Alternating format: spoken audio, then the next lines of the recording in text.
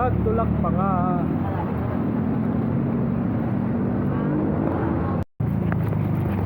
Ang tatay ko natiri ka ng multicab. Huli. Huli ka ngayon ng pulis.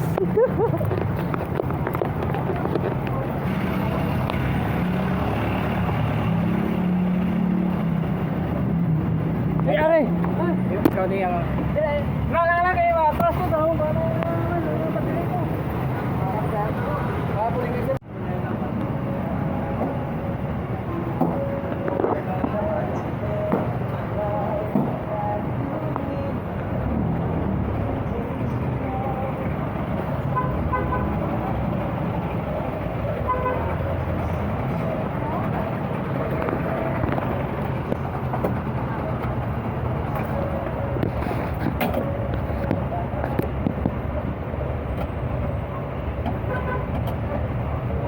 Mayo kaya kalabot ka pa. Oh, di ang galing lang. Tuklay ko to sa overpass mo nagsirit dito sa battery. Yung banta ko, nagalong yung battery niya. Kaya pag liso ko dira, nagminor ko, napatay ang makina, hindi na maganda. Lubat na siya, oh. Tulog ka, oh. Wala na. Wala na. Walang karga basta hindi na paandar din. Antes ka nagalin. Kita ni, alas sa layo sa moto, 5 minutes ng dalagan niya. Tani, mag-charge ng one. Ma-charge ang battery automatic. Oo. Sa kadalagan ako mumayo, tani ko wala akong kadalagan din.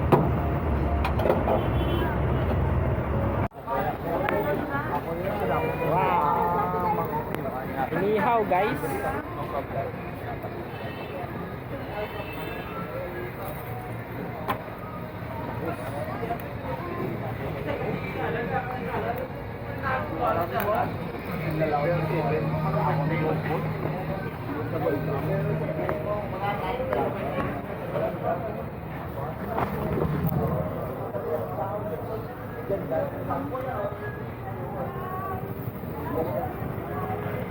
Yung karga ko.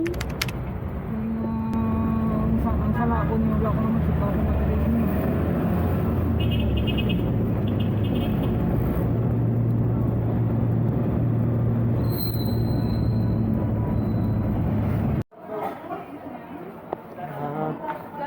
Kahugtong din pala talaga ng mall.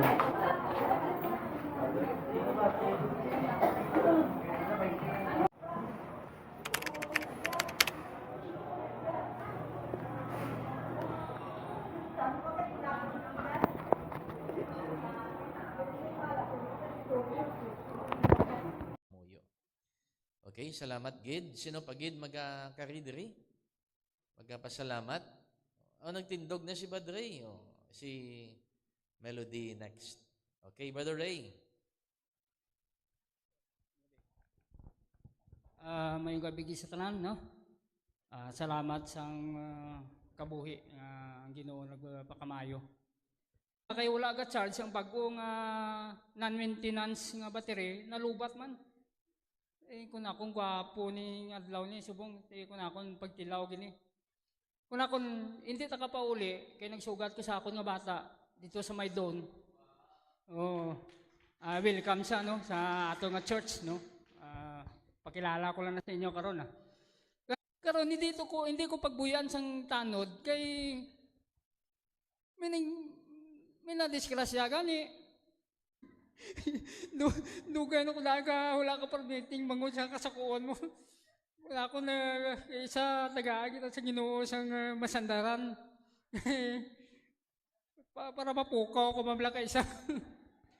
Di mo na isa na nung makapalayo sa Ginoo. Pakdulon ka gito sa Ginoo.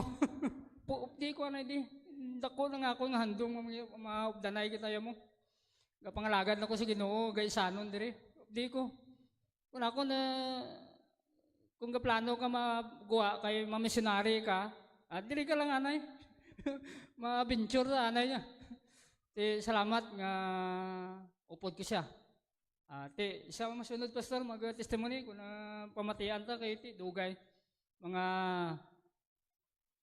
15 years siguro kami na kita ay no. Ayop nga ang Ginoo siya lang magsaysay kung paano siya gimpapakamayo sa Ginoo yang kabuhi. Bata ni Brother Ray. So welcome gid sa Cornerstone. Salamat nga nagit-anay kamuliwat ni Di daddy mo? Welcome, Gid. Oh, sige. May gabi, ampo man ko nga Ginoo kung panugutan mo nga magkita man kami. Ikaw lang gid maghimo nga magkita kami. Nga amo ni nahitabo nakatulog gid ko sa done. Wala man ko balaan nga matulugan diri. Amo na ang ginaingon ni Paul. nga yung missionary journey niya. Kay kada dungka nila sa kada banwa, ang ginakadtuan ni Paul, kung si Barnabas mon sa Silas ang iyang kaupod, sa gid sila gid sugod gawali gid. Di kung i-apply ko sa akong kaulingon, ang pangitaon ta kung kita madula mga ato mga utod sa pananampalataya, mga Kristiyahanon gapon. Amo na importante nga pirmi ta maglakat, antes ta mag-start sang aton nga engine, mga mamuyo gid amo lang na. Tanan nga papuri at pasasalamat binabalik ko pa sa Panginoon. Salamat pastor. Thank you, Gid. Salamat sa mga testimony nga ito nabatian. Next,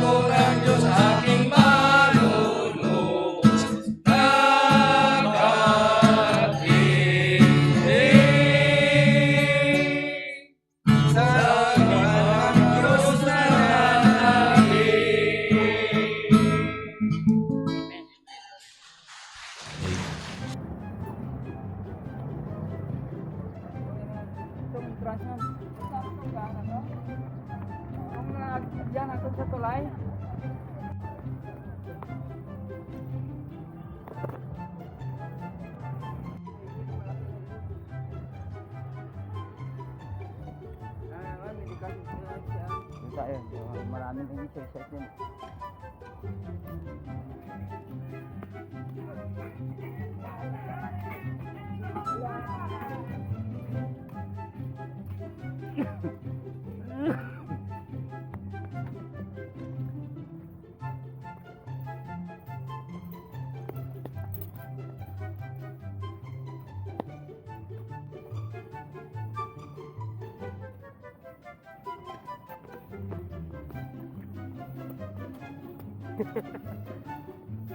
Ang kalating salmon na bulate.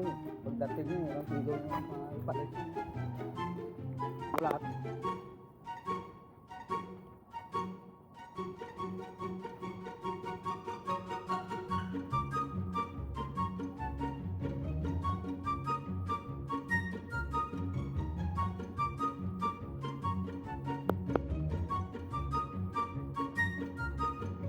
Abang yung tilapia eh.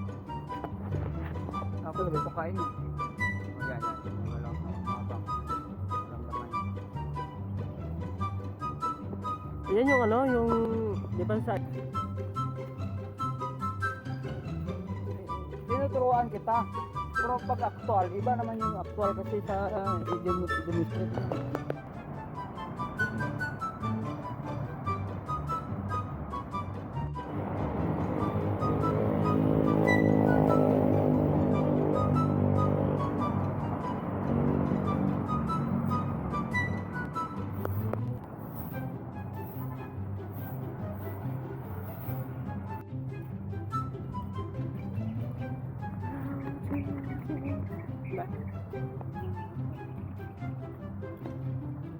Laan din.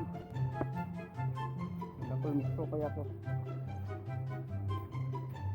Ito din po importante sa akin. Sabi ng doktor, dapat lalakad-lakad ka lang. Hindi ka mag-jogging. Kapag kaya mo, jogging ka.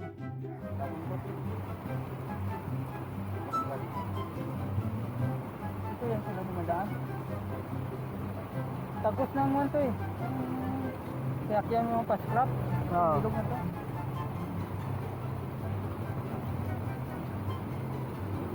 Isang laya lang yan. Ubos yan.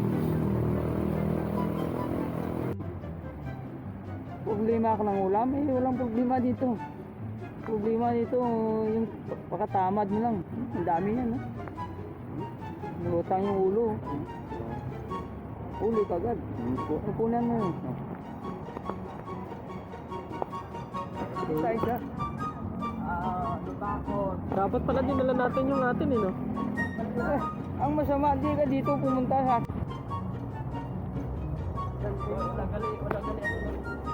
Nasa tingon mo, para maramdaman mo. Huwag mo pa lugaan. Walang ano. Yun na, hindi pa nahuli. Magsanting ng nylon, gumayara.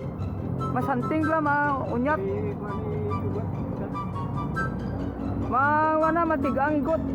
Kung may nagkatukob na. Maramdaman mo din eh.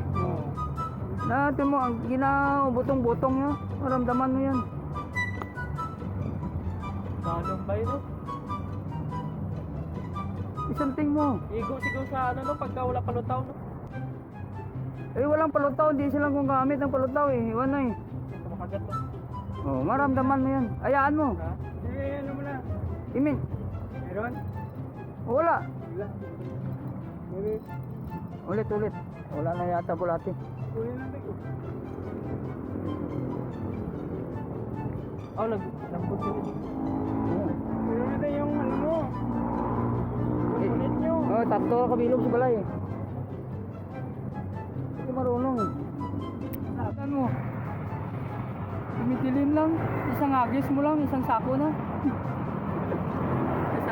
Sabihin niya eh. Sarap. Tahan yun ah.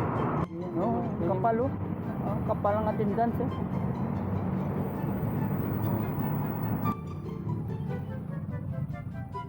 Sabi ko sa iyo, ang problema yung ano eh, bulati. Yung problema, yung tamad ka. Sayang oras, nakahiga na tayo. Hanggat may ginagawa, may gagawin. Gusto mo talagang, ikaw talaga makahuli.